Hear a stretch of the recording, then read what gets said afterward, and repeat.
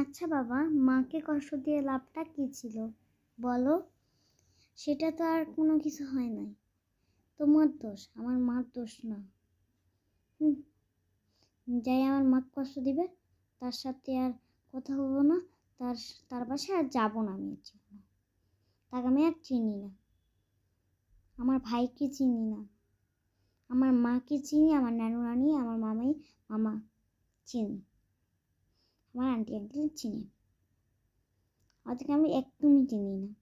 আমার অনেক ভালো লাগে না, কারণ আমার মাকে হিংসা করে ওরা।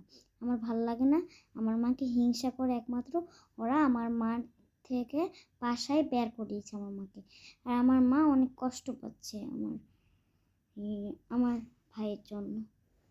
ছি, আমার ভাই এই কথা, ছি, এই লাভটা ছিল কি? আমার ভাই বলছে যে হলো ওইটা, আমি কথা বলছি, জাস্ট বলছে যে ওটা আমার মা না। এটা কি বললি তুই? এটা বলা ঠিক না। যাই আমার মাকে কষ্ট দিবে তার পাশে আর যাবো না, আর কাউকে চিনি না পাশে। আর একটা কথা শোন ভাই, তুই সুখে শান্তিতে থাক, আর তোর পেট থেকে তো আর হয়নি, আমার মায়ের পেট থেকে হয়েছে।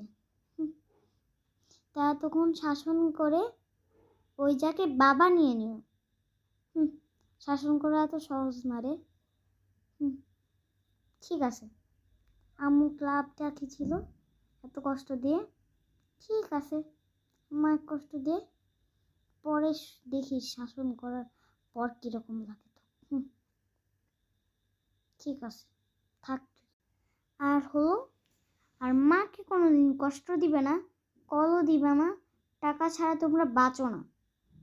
আর আমার মায়ের সাথে মজা নিতে আসো না, আর আমাকে আলগা পিরিত দিয়ে ভালোবাসা দাও তোমরা। এত সহজ।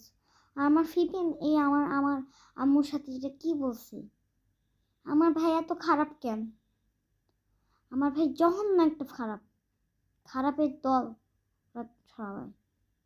আমার মাকে এত কষ্ট দেয়, দুনিয়ার ভাই ছাড়া কেউ নাই, কিন্তু আমার ভাই এরকম